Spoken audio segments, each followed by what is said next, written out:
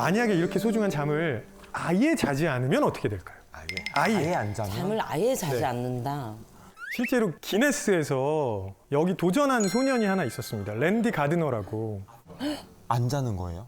1965년이었고요. 이 당시에 17살 고등학생이었는데 이 실험을 하려고 264시간, 264시간이요? 그러면 며칠이야? 10하루 동안 안 자고 버틴 겁니다. 10하루 동안. 독하다. 아 진짜. 저 정도 되면은 집 전화번호도 생각 안 날 것 같지 않아? 그럴 것 같아. 비밀번호라든지. 실제로 그랬습니다. 3일째 됐을 때 우울하다고 얘기했고요. 어떡해요. 그다음에 굉장히 예민해지고 그다음에 까칠해지고 화도 많이 내고 이렇게 됐죠. 아마도 전전두엽의 제어 기능이 잘 작동을 안 하니까 그렇게 됐을 거고요. 5일째는 조현병 증세를 보이기 시작합니다. 게다가 방향 감각 잃어버리고 편집증, 피해망상 이런 증상이 나타났어요. 실제로 라디오 방송 진행자가 나 잡으러 오는 것 같다고 굉장히 무섭다 이런 얘기를 했었고요. 그 전에는 그럼 잘 잤을 때는 그런 게 그런 아예- 일이 없었죠. 다행히. 진짜요? 네네. 그리고 일주일 지났을 때는 운동 기능이 상실이 되고요. 발음도 잘 못하게 됩니다. 그리고 11일째 아무런 감정이 없는 인형처럼 됐어요. 그래서 중단시켰던 거죠. 랜디의 이야기를 들어보면 뇌를 막 사포로 긁는 듯한 느낌을 느꼈다고 하더라고요.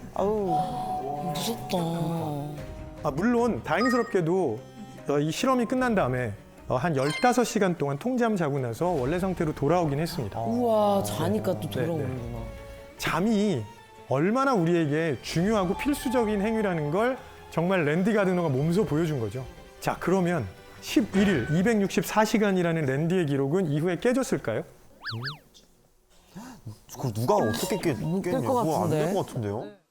이 랜디 가드너 이후로 기네스 세계기록위원회가 이거 하면 안 된다라고 해서 이 기록은 아예 중단시켜버립니다. 아, 금지시켰구나. 금지가 잡혔네. 도전이 안 되는구나. 교수님께서 그 생명윤리위원회에 네네. 계시잖아요. 네. 저런 실험을 만일에 강행을 한다 하면은 최대 며칠까지가 리밋이라고 보시나요? 아예 불가요. 아예 불가로. 우리는 자고 있으면 아무것도 안 한다고 생각하잖아요. 네. 맞아요. 그렇게 말하니까. 그런데 자는 동안 휴식만 취하는 게 아니고 훨씬 더 많은 일을 합니다. 아무것도 안 하는 것처럼 보이지만 뇌에서는 엄청나게 많은 변화들이, 특히 생리적인 변화들이 끊임없이 일어나고 있습니다. 잘 자면 암기력이 좋아집니다. 진짜요? 이렇게 두 집단으로 나눕니다. 김경일. A그룹, 김경일 B그룹. 100명. 그 다음에 정오에 12시에요. 불러가지고 얼굴이랑 이름이 적혀있는 100개 쌍을 학습하게 합니다.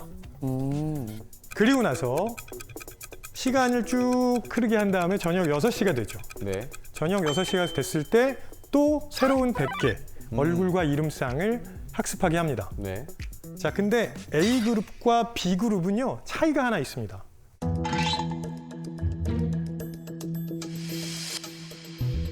어떤 차이가 있냐면 A그룹은 학습한 다음에 낮잠을 잤고요.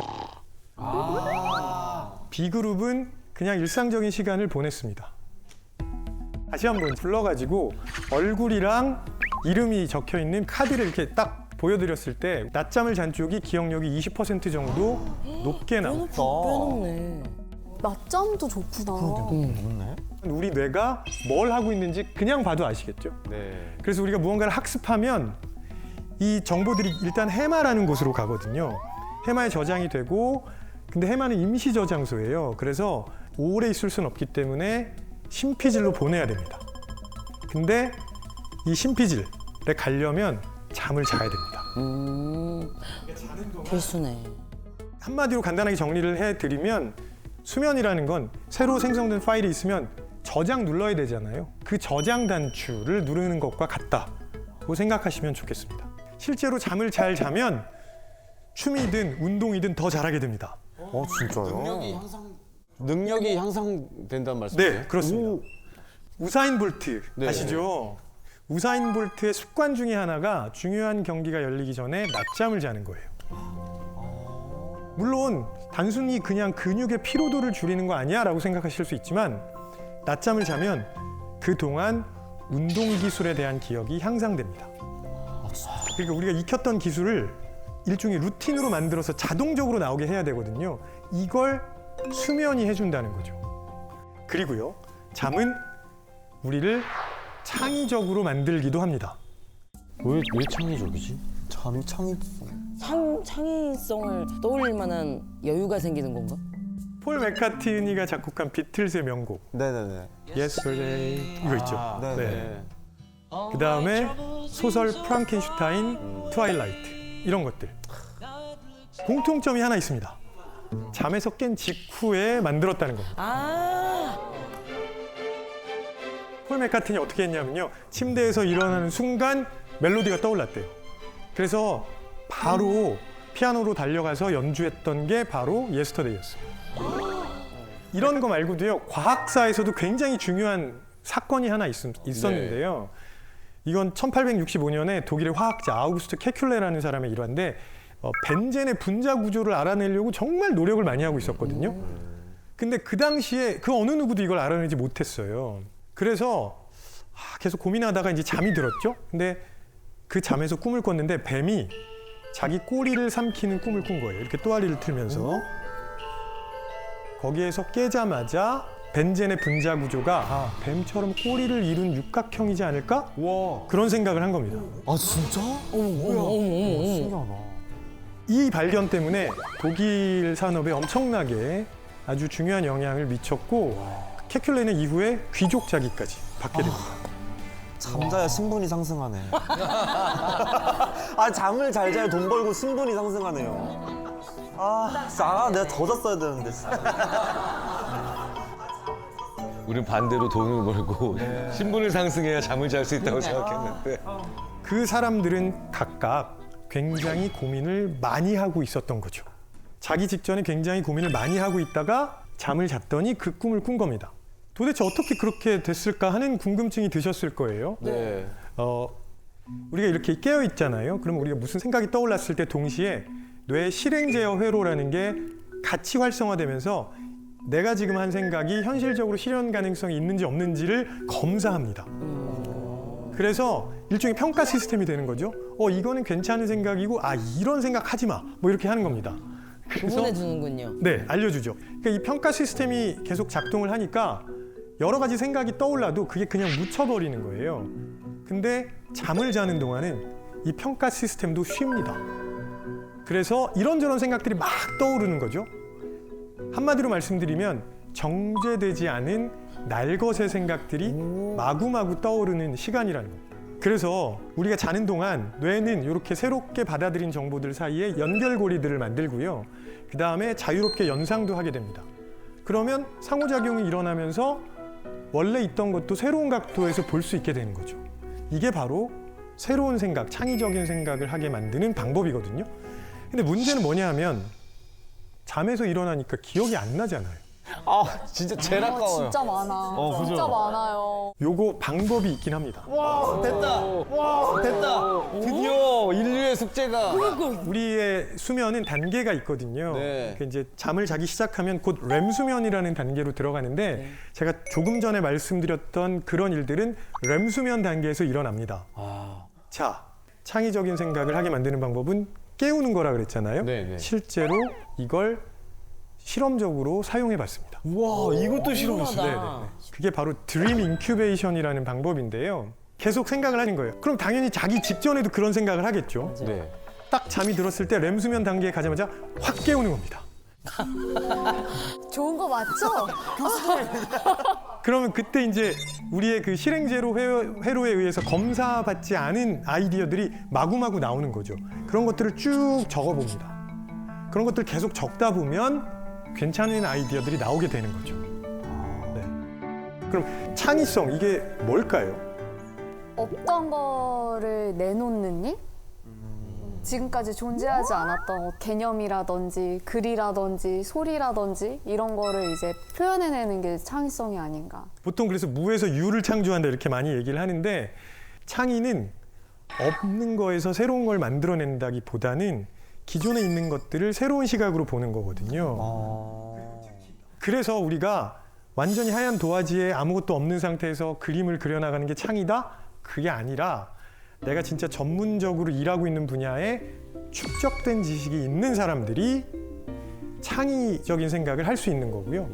그래서 우리가 흔히 오해하는 게 뭐냐면 주입식 교육이나 반복 훈련 이런 거는 창의적인 생각에 아무런 도움이 안 된다라고 얘기하곤 하는데 아니요. 실제로 도움이 됩니다. 왜냐하면 그런 것들이 일단 들어가서 뼈대를 구조물을 잘 만들어줘야 그 위에서 창의적인 생각을 할 수 있다는 거죠.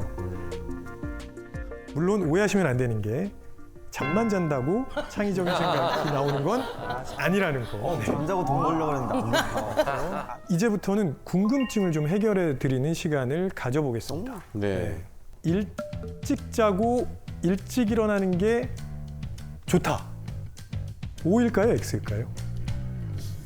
오 아닐까요? 일찍 자고 일찍 일어나는 거?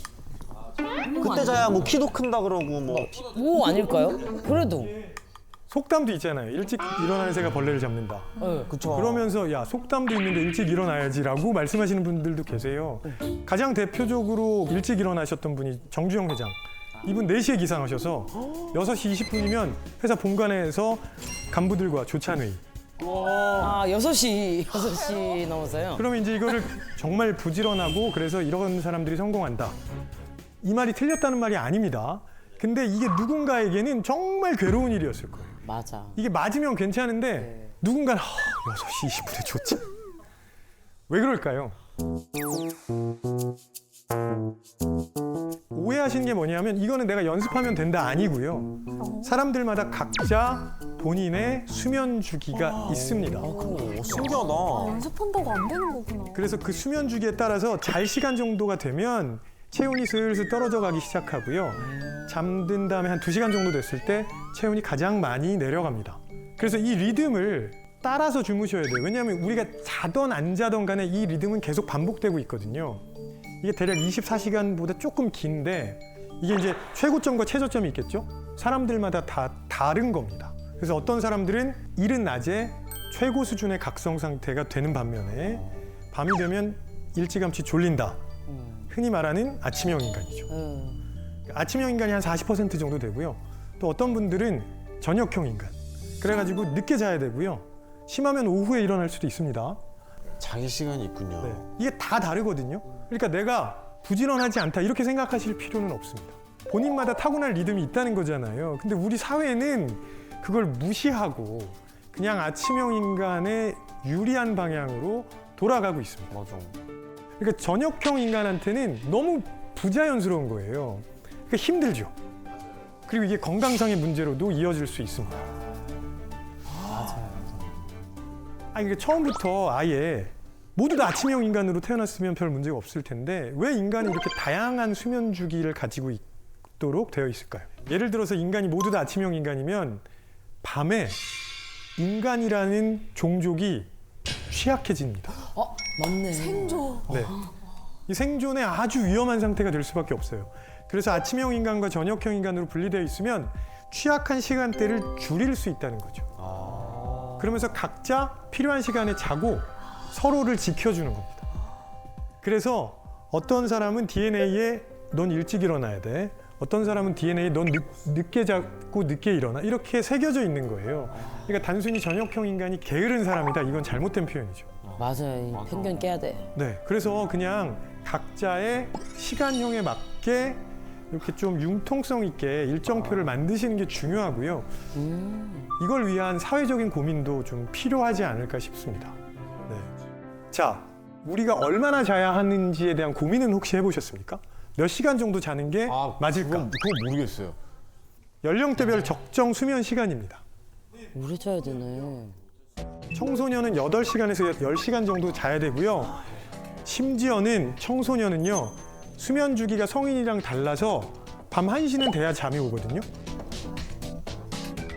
근데 부모님들이 계속 일찍 자라고 맞아요. 맞아 10시만 되면 막 맞아, TV 맞아. 끄고 들어가 막 그때 재밌는 거 다 하는데. 다 나오는데 근데 제가 뭐라고 말씀드렸냐면 평균 수면 시간이라고 말씀드렸잖아요.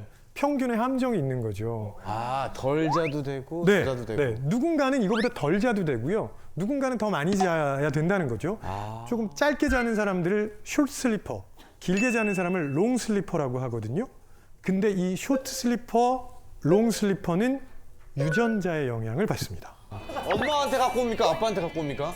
두 분 중에 한 분이 예를 들어서 전역형 인간이면 아이가 전역형 인간이 될 가능성이 높습니다. 아, 우성과 열성이 있군요. 이 연구가 굉장히 많이 진행되고 있는데 제가 유전자라고 말씀드렸잖아요. 일종의 돌연변이 유전자예요. 가장 대표적인 유전자 중에 하나가 BHLH-E41이라는 유전자인데 유전자 변이가 있는 사람이 반올림해도 0%입니다. 없는 거예요, 그러면? 거의 없다는 뜻이구나. 극단적인 쇼트 슬리퍼는 거의 없다고 보셔도 됩니다. 조금 짧게 자도 되는지 좀 더 길게 자는 게 좋은지를 확인하셔야 되잖아요. 네. 네, 중요한 거, 네. 중요한 거. 네, 내가 진짜 유전자 돌연변이가 있는지 없는지도 좀 궁금하고 아직은 상용화된 검사는 없고요. 다만 요즘 스마트워치 많이 나와 있잖아요. 네. 그래서 확인해 보실 수 있습니다. 주무시면서 내가 몇 시간 잤을 때 가장 컨디션이 좋은지 기록을 해 주셔야 돼요. 아, 기록을. 나는 6시간 반 잤을 때 가장 컨디션이 좋아. 7시간 반 자면 그래도 약간 조금 뻐근해. 9시간 자면 허리 아파. 이런 기록들이 있어야 돼요. 본인에게 최적의 수면 시간을 찾으실 수 있다는 거죠. 네. 그래서 오늘 돌아가시면 꼭 해보셨으면 좋겠습니다. 꿈을 꾸는 거 이 자체가 진짜로 우리가 일어났을 때 피곤함을 좀 느끼게 하는 건지 그렇다면 좀 꿈 없이 좀 자고 싶은데 어떻게 해야 되는 건지. 꿈을 꾸면 피곤하다는 말은 틀린 말이고요. 아, 오, 진짜. 매일매일 꿈을 꾸세요. 매일매일. 단지 기억을 하냐 못하냐는데 네. 꿈을 꾸면 피곤하다고 말씀하시는 거는 뭐냐면 네. 그 렘 수면 단계에서 계속 깨셨다는 거예요. 충분한 수면을 못 취하신 거죠. 근데 꿈 안 꾸는 사람 되시면 큰일 나요. 왜요? 이게 저희도 우연하게 발견한 건데 네. 사이코패스가 꿈을 안 꾸는 사람들이에요. 예.